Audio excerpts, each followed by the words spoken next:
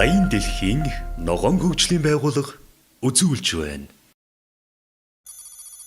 Барилгын дулаан алдагдал гэж юу вэ?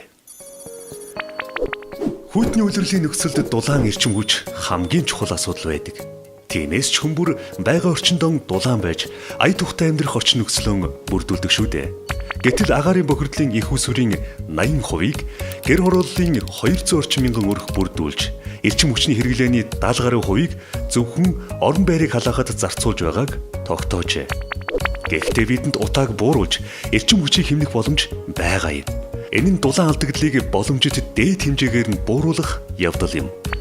Тухайлбал, Улаанбаатар хотын нөхцөлд хүйтний улирлд гэр болон байшингийн дулаалгыг тодорхой хэмжээнд сайжруулснаар дулаан алдагдал 7-оос 10 дахин буюу 90 хүртэлх хувиар буурах боломжтой гэсэн тооцоог Шинжлэх ухааны технологийн их сургуулийн эрдэмтэн судлаачид гаргасан байна.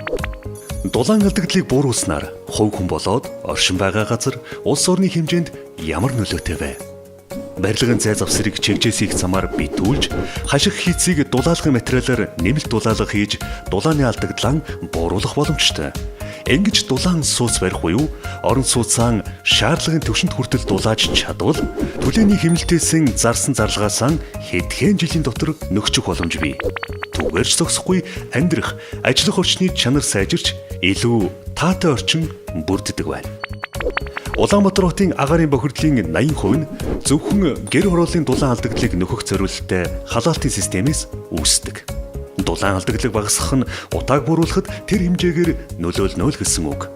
Утааг бууруулснаар түүнээс гарч байгаа хор нөлөөч мөн арилж, хүмүүс бид эрүүл агаараар амьсгалах боломжтой.